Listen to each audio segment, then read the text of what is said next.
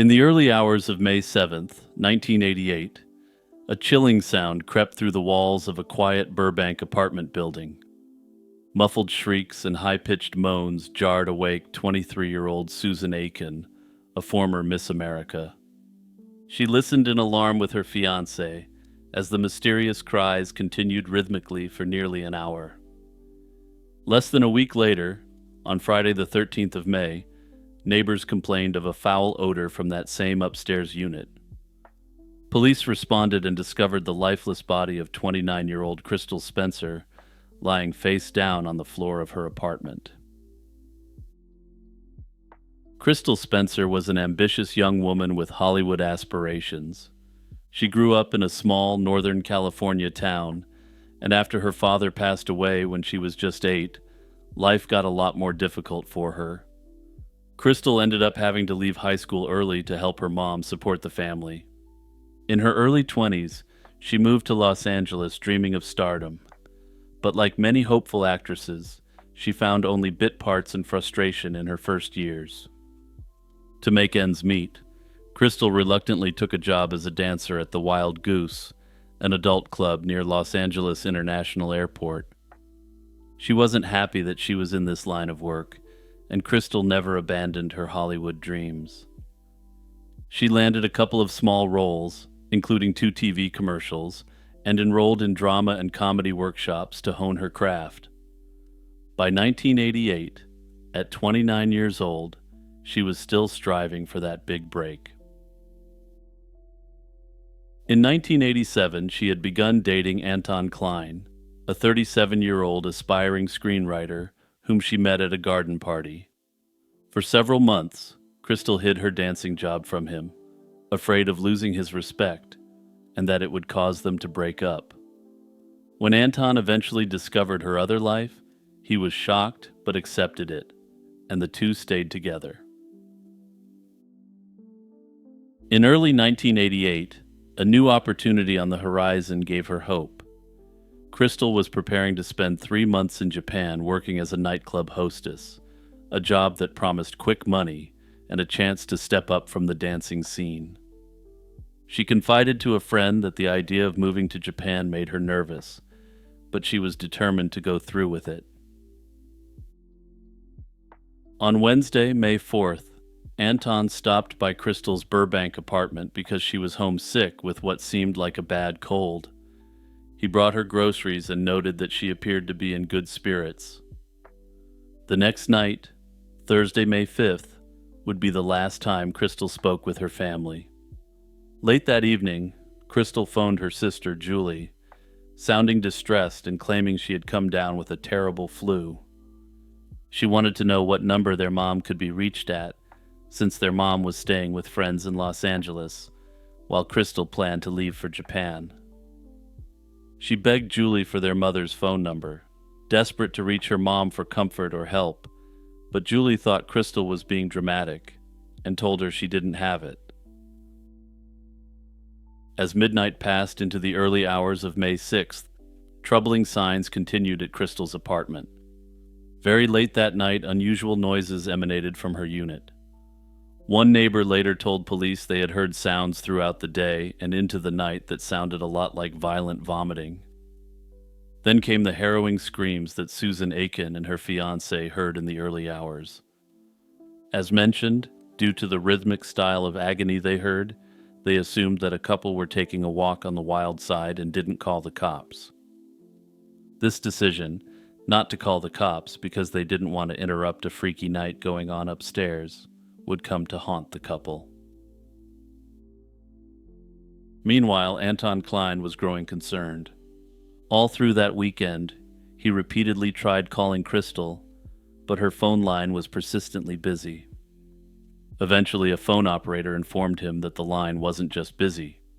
The telephone receiver in Crystal's apartment was off the hook, effectively disabling incoming calls.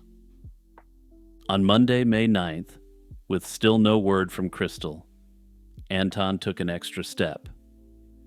He phoned the Wild Goose Club where she worked and asked the doorman if anyone had seen her. The response he got was strange and unexpected, since Anton was informed that Crystal had left for Japan. Anton was rather heartbroken that she had left without saying goodbye, but ultimately decided to reluctantly accept what he was told. On May 13th, 1988, nearly 1 week after the mysterious late-night screams, the truth of Crystal's fate was finally revealed. Neighbors, unable to ignore the awful smell seeping through the building's hallway, called the police. Officers entered Crystal Spencer's apartment and found her on the living room floor. Crystal's body had lain there for days, decomposing in the spring heat. She was found wearing only a red top, with no clothing from the waist down, and her telephone was off its hook next to her, the cord wrapped around her legs. The apartment itself was in disarray, belongings scattered about, which could have indicated a struggle or break-in, although friends noted Crystal wasn't the tidiest person to begin with. One responding officer noted immediate suspicion of a possible slaying given the state of the apartment and her body.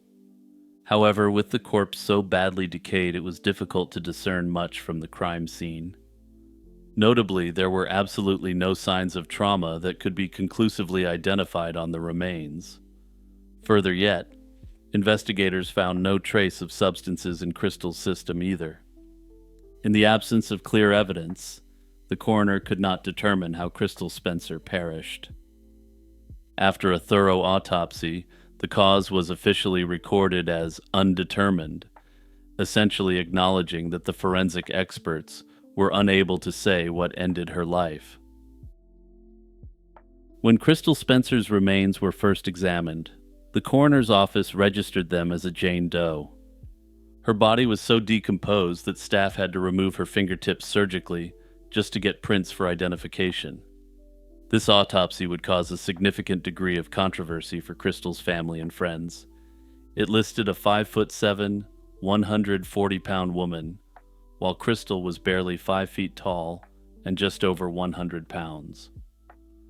Anton Klein suggested that her body may have been switched out either accidentally or on purpose. However, the authorities explained that the height discrepancy was likely a clerical error, and the weight discrepancy came from not factoring in the weight of the gurney. Notably, the authorities tested her fingerprints 2 more times to ensure the proper body had been examined, which they were able to confirm. Questions also arose about the initial police investigation.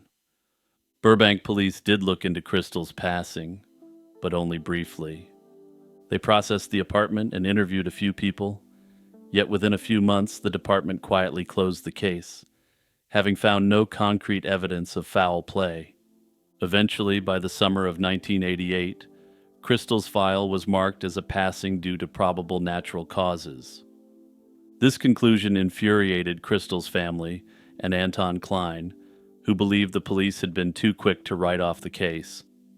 Anton and Crystal's family took it upon themselves to find what the police didn't. In the days after the autopsy, Crystal's relatives went through her disheveled apartment and discovered a potential clue that investigators had left behind: Crystal's camera. This camera had a roll of undeveloped film still inside, and the police had not confiscated it or even noted its existence. Anton had the film developed on his own, and the photos revealed something intriguing. It showed a middle-aged man with a mustache sitting in Crystal's apartment, smiling at the camera. This unknown man's presence raised alarm bells. Anton managed to obtain Crystal's phone records and, playing detective, matched a number to the mystery man's identity, then handed this information to the Burbank police. Detectives did track the man down and interview him, and in the end, he was ruled out as a suspect. More than 3 decades later, the death of Crystal Spencer remains an unsolved puzzle, and people still debate whether she perished from natural causes, or was the victim of a sinister plot. Over the years, several theories have emerged to explain what might have happened in that Burbank apartment in May 1988. One possibility is that Crystal did, in fact, die of a medical issue, a rapid and severe illness that struck suddenly. No definitive illness was identified in the autopsy, but not every condition leaves obvious traces. It's conceivable that severe complications from the flu or another natural cause took her life quickly. Proponents of this theory point out that no evidence of violence was found on her body, and the coroner couldn't pinpoint any injury or toxin, which might indicate a medical cause. However, the natural death hypothesis struggles to explain the haunting screams heard in the night. Some have suggested that it's unusual for someone dying of illness to make the kind of prolonged, shrill cries that were described. Further, it doesn't fully explain why she wouldn't have called an ambulance as her condition was worsening. However, those who believe this theory generally think that she did make an attempt to call 911, but only did so when it was too late. Many, including Crystal's family, strongly suspect that she met with foul play. The screams heard by multiple neighbors bolster the idea that she wasn't alone and was in severe distress. If this theory is true, the identity of the attacker remains unknown, and no direct suspects have ever been identified publicly.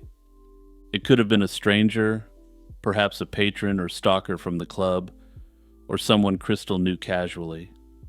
It could even be someone such as a boyfriend who inserted himself into the investigation consistently over the following years. But that's just speculation, of course.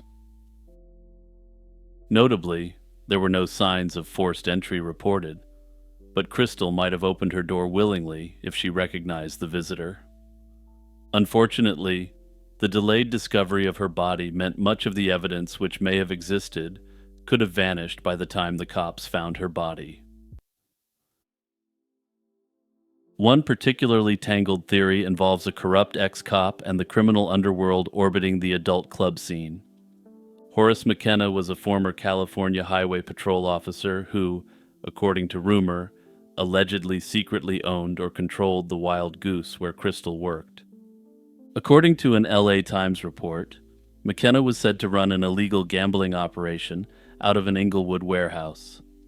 In fact, a waitress friend of Crystal's later attested that Crystal had spent time at this clandestine casino, possibly rubbing shoulders with dangerous people in McKenna's circle. The theory goes that Crystal might have become an informant on McKenna's illicit activities. Notably, in favor of this theory, it turned out that the FBI had an open file on Crystal, which Anton obtained. The only problem was that the file was almost entirely redacted. According to this theory, McKenna ordered the hit and then used his significant connections within the Los Angeles Police Department to botch the investigation.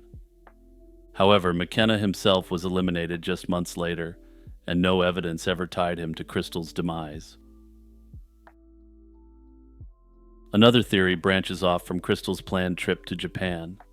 Some have wondered if the offer to work as a nightclub hostess in Tokyo wasn't as quote-unquote innocent as it seemed. During the 1980s, there were real instances of young American women being lured abroad for hostess jobs that ended up being fronts for forced exploitation. Now, this theory really gets into wild and speculative territory.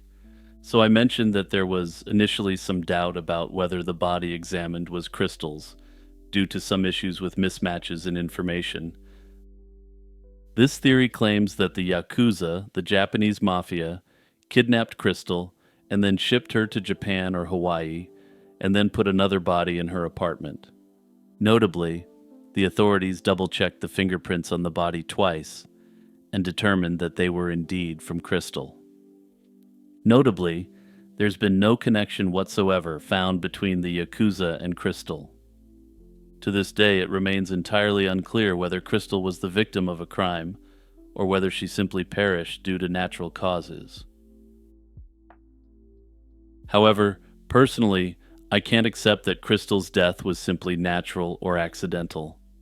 The condition of her body, left to decompose for nearly a week, may have erased the very signs that would have revealed the truth. Advanced decomposition can obscure bruising, subtle trauma, or even evidence of strangulation if the hyoid bone wasn't broken. The fact that she was found half-clothed, the phone ripped from its base, and neighbors reported hearing what sounded like screams makes me strongly suspect foul play. Hey everyone, Jimmy here as usual with a shout out to all subscribers, YouTube members, and patrons. Also, don't forget to check out my new history video podcast, Lazy Chill History, by clicking the link in the description. On a spring day in 1980, a hiker in Canada's Algonquin Provincial Park wandered off the trail and stumbled upon a chilling discovery: human remains hidden beneath the forest floor. Scattered around were personal items weathered by the seasons: a single boot, a leather wallet, a sleeping bag, clothing, and camping gear. There was no identification on the body, only these haunting clues in the dirt. It would take nearly half a century for the truth to emerge, finally revealing the fate of Ricky Singer, a 22-year-old from Ohio who vanished without a trace in 1973. Ricky Singer grew up in the Cleveland, Ohio area and was known for being a free spirit. In 1970, at age 19, he dropped out of college after receiving a draft card for the Vietnam War, an event that prompted him to head north to Canada in search of a different path. Ricky spent the next few years living in Canada, exploring options for school and work. By the fall of 1973, 22-year-old Ricky was back home in Ohio for a short stay with his parents. Then, on October 3rd, 1973, he packed a backpack, hopped on his bicycle, and rode off, telling no one exactly where he was going. That day was the last time his family ever saw him. When Ricky failed to stay in contact, his worried relatives filed a missing persons report and even hired a private investigator, but no leads turned up. Unbeknownst to his family, Ricky's journey led him back to Canada once more. Given his love of travel and nature, it's believed he ventured into the wilds of the Canadian province of Ontario for a solitary trip. He had been spending a lot of time in Canada already, and he likely felt comfortable there. What we know for certain is that Ricky never returned home after October 1973. Decades would pass before his loved ones got any answers, as his disappearance gradually transformed into a cold case. Fast forward to April 19, 1980. A hiker trekking near the Hardwood Lookout Trail in Algonquin Provincial Park made a grisly find just off the path. Partially buried under leaves and soil were human remains, which at first appeared to be a shallow grave of some sort. The Ontario Provincial Police from the nearby Whitney Detachment arrived and conducted a thorough search of the area over the following days. They recovered a number of items at what looked like an old campsite. These personal effects painted a portrait of a young outdoorsman who had been prepared to camp in the wilderness. Notably, no driver's license, passport, or any form of identification was found. Investigators determined that the remains belonged to a white male, likely between 18 and 21 years old at the time of death. Based on the decomposition and condition of the campsite, they estimated he had died several years before, roughly sometime between 1971 and 1978. Importantly, the forensic examination found no obvious signs of foul play. It appeared this young man's life had ended due to misadventure or natural causes rather than violence, but stay tuned because we'll get back to that shortly. Despite these clues, the police had no name to go on. They compared the John Doe's description and belongings against missing persons reports from both Canada and the United States, but initially nothing matched. Public appeals were made, and the story of the unidentified remains in Algonquin Park was circulated in the media, yet no one came forward to claim the young man. As weeks turned into months, the Algonquin Park John Doe case went cold. His remains were laid to rest without a name, and for years the mystery lingered in the back of investigators' minds. In March 1995, 15 years after the initial discovery, a new break in the case occurred, though it only deepened the mystery at first. Another hiker found a human jawbone along the same trail, not far from the 1980 spot where the other remains were found. Investigators immediately recalled the previous body that was found and set out to prove or disprove the relationship between the two sets of human remains. Forensic tests confirmed the jawbone belonged to the same unknown individual, indicating that animals had scattered parts of the skeleton over time. The police organized another search of the area, but no further remains or clues were located beyond that single bone, and the case, once again, fell dormant. DNA testing was done at the time and was compared to databases over the years, but another major breakthrough in technology would be required to give Singer his name back. In 2022, investigators turned to forensic genetic genealogy and teamed up with the DNA Doe Project, a nonprofit organization that uses genealogical databases to solve these cases. And yeah, just a big shout out to this group in general for all the great work they do. They're a nonprofit that relies on funding from everyone, so consider making a donation if you've got the spare resources. Anyway, by late 2023, this painstaking genetic detective work paid off.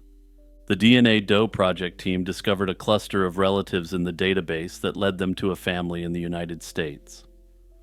In September 2023, detectives contacted two sisters, Ruth and Mary Singer, with astonishing news. They believed the long-lost Algonquin Park John Doe was in fact Ricky Singer, their brother who had disappeared 50 years earlier. The sisters provided their own DNA samples to the investigators, which allowed for a direct family confirmation of the match. It wasn't a quick process by any means, and final verification took nearly a year and a half, but on February 14th, 2025, investigators confirmed the remains belonged to Ricky. In the summer of 2025, Ricky's sisters traveled up to Algonquin Provincial Park to walk the forest trail where their brother's life had ended. This emotional pilgrimage brought some degree of solace to the family, who had spent over half a century wondering where Ricky was. With Ricky Singer's identity known, the big question now turns to what happened to him. The official investigation turned up no evidence of foul play. However, his body was skeletonized at the time he was found. This means that there could have been significant soft tissue trauma that was lost due to the process of decomposition. Personally, I think it's possible that he could have run into a dangerous individual while off the beaten path in this national park, though obviously the evidence isn't there to prove it. The authorities, for their part, consider the most plausible theory that Ricky fell victim to the unforgiving wilderness. He may have gotten lost or injured while hiking alone. Algonquin Park spans thousands of miles of dense forest, lakes, and rocky terrain, an easy place for even an experienced outdoorsman to get turned around or hurt. If Ricky had an accident or simply became disoriented and strayed from the trail, he could have succumbed to exposure. A lone camper in the woods, without a way to call for help, can quickly find themselves in a life-threatening situation. Notably, hypothermia is a constant danger in Ontario's backcountry, especially if Ricky was camping in the autumn when temperatures can drop rapidly at night. An early winter storm or cold snap could have overwhelmed him if he wasn't prepared for severe weather.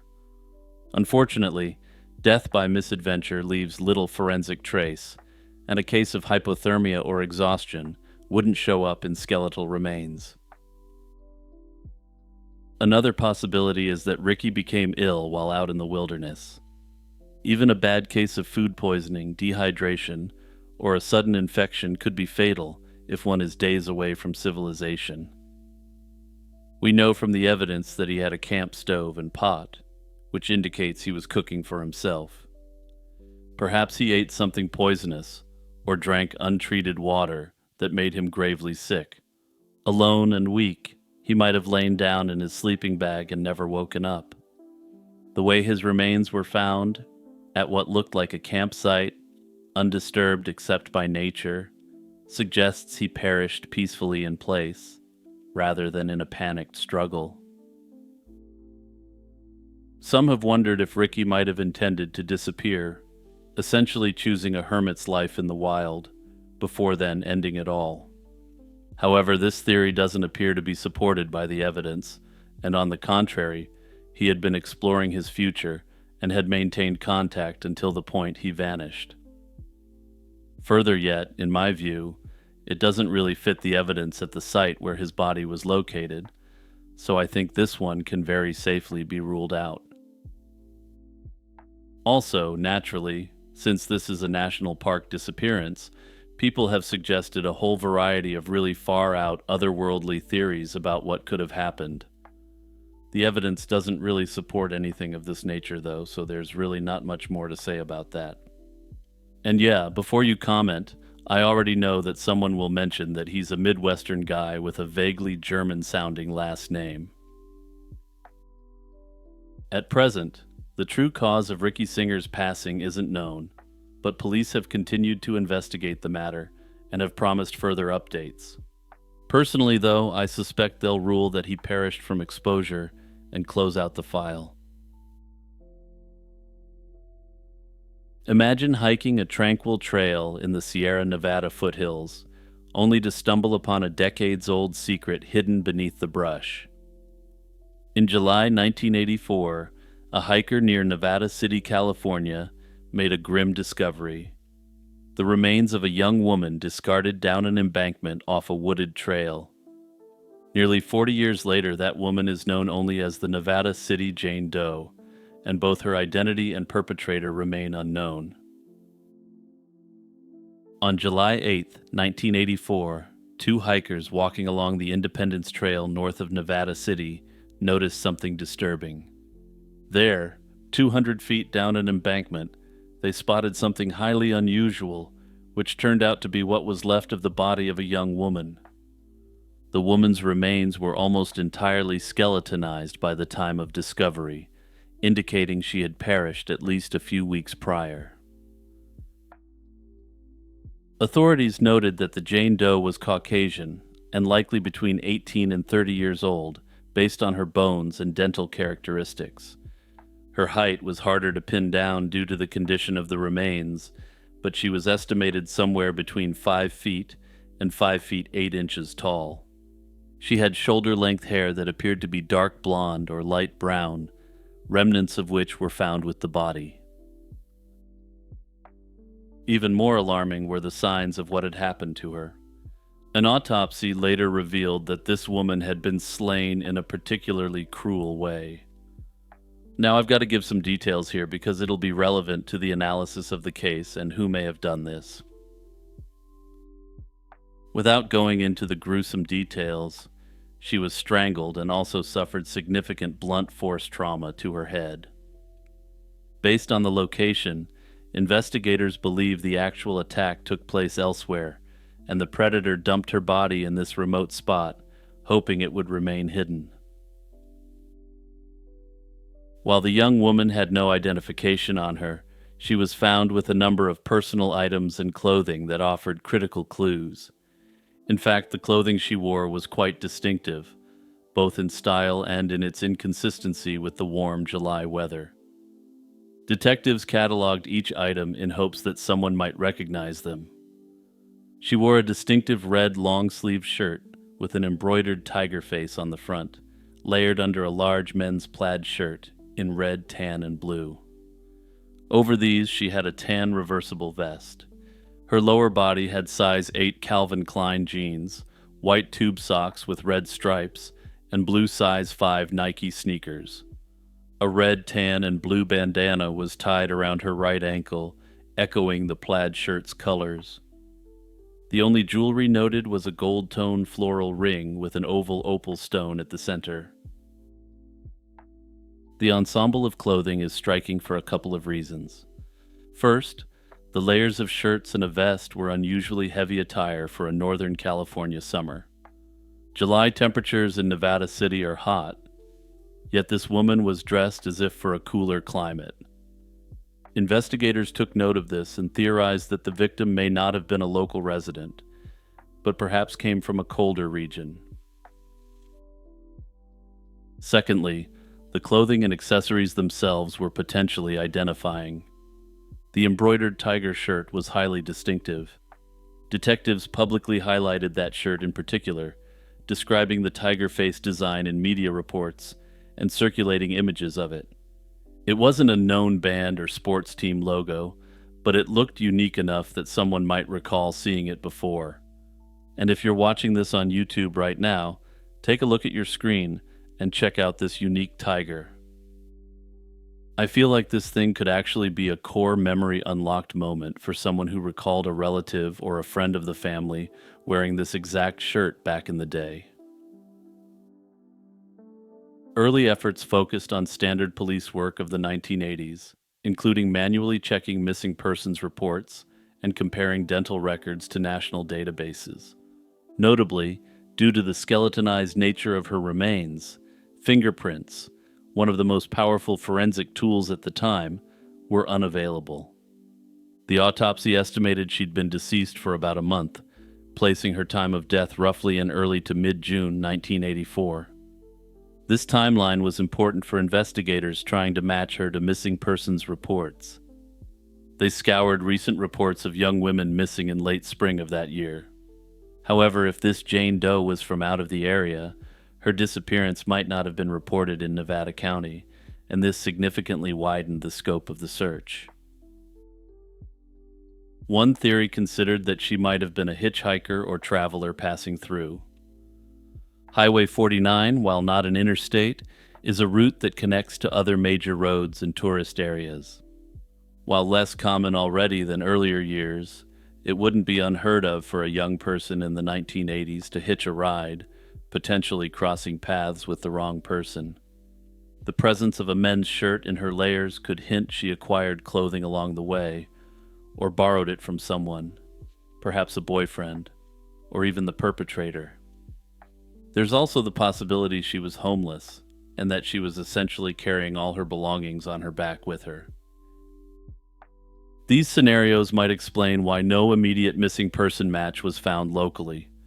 If she wasn't from Nevada City and no one knew she was there, her disappearance might be logged in a completely different city or state, or potentially not reported at all. Over the years, numerous missing women have been compared to Nevada City's Jane Doe, but all have been ruled out.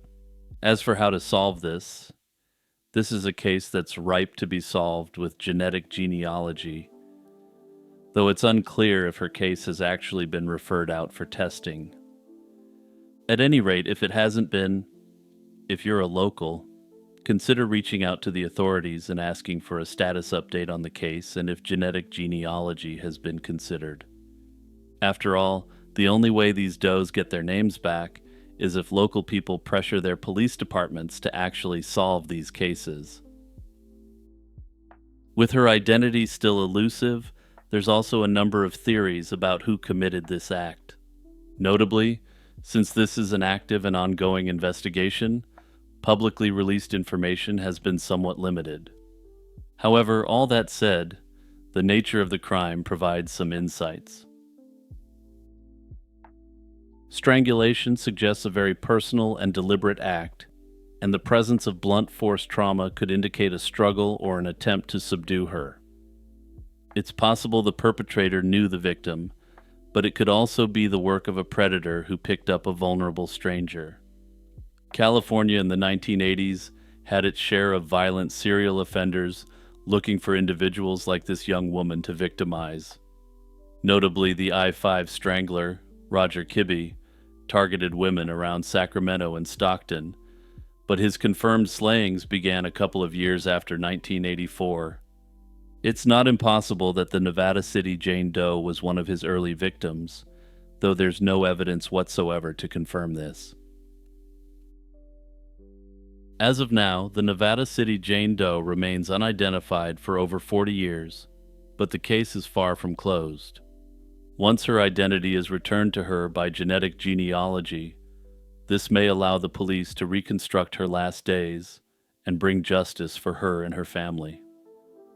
For now, though, her case remains a chilling, unsolved mystery from the California wilderness.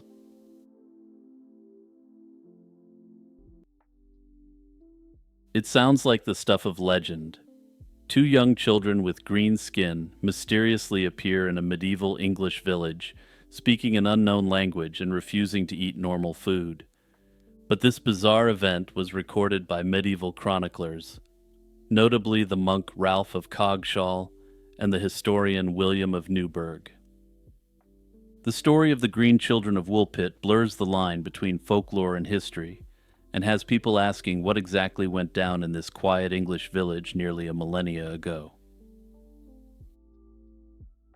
During the mid-12th century harvest season in Woolpit, a village in Suffolk, England, local farmers made a startling discovery. They found two young siblings, a boy and a girl, near the wolf pits on the edge of the village. The children's skin was tinged green, their clothing was of an unfamiliar style, and they spoke in a language no one could recognize. The villagers were astonished and unsure what to do. By all accounts, the children themselves appeared bewildered and frightened by their new surroundings. Baffled, the villagers took the children in and presented them to Sir Richard de Calne, a local landowner. He tried to feed them, but the pair refused all ordinary food. The only thing they would eat were raw green beans straight from the pod, which they subsisted on for some time. With patient care, the strange pair began to adapt to their new surroundings. As they ate regular food, their greenish complexion faded away. Sadly, the boy fell ill and died not long after the children were baptized. The girl survived, learned English, and was given the name Agnes. She remained in the area for years, and some accounts claim she even married into the minor nobility. According to one account, she reportedly wed a man named Richard Barr, a respected English theologian who had studied in Italy.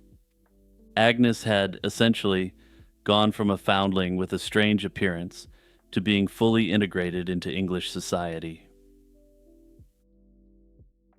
When Agnes could finally communicate her story, while she was still a child, she revealed that she and her brother came from a place she called St. Martin's Land.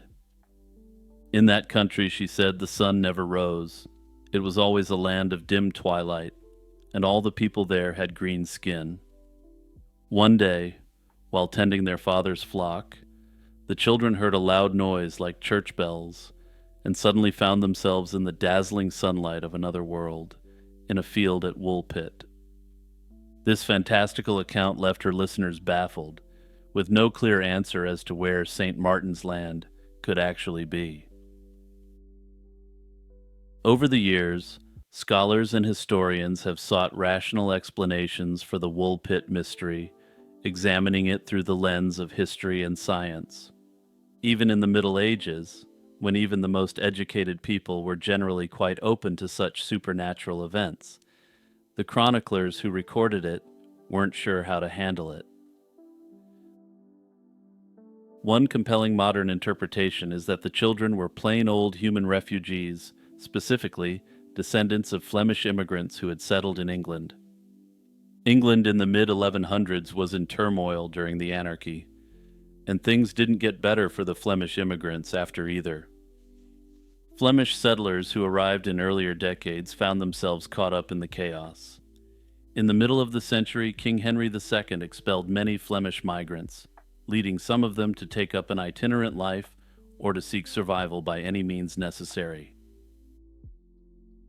In 1173, at nearby Fornham St. Martin, not far from Woolpit, Flemish mercenaries in the service of an English lord ended up clashing with the English royal forces. These mercenaries were on the losing end of this battle, and the victorious crown forces turned the Flemish mercenaries over to the peasants of Fornham St. Martin. The mercenaries were not given lenient treatment, to say the least, with almost none of them surviving.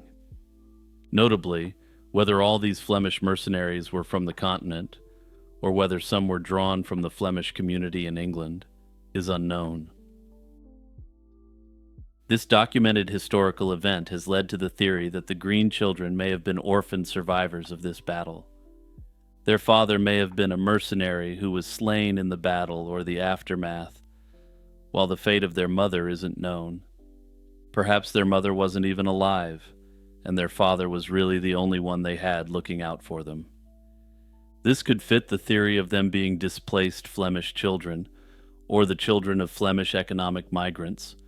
They may simply have had very limited family in England. Their so-called gibberish speech under this theory would actually have been Flemish, unintelligible to the Suffolk villagers. Even the name St. Martin might be a clue. The presence of a local place named Fornham St. Martin could have influenced the girl's story of her homeland.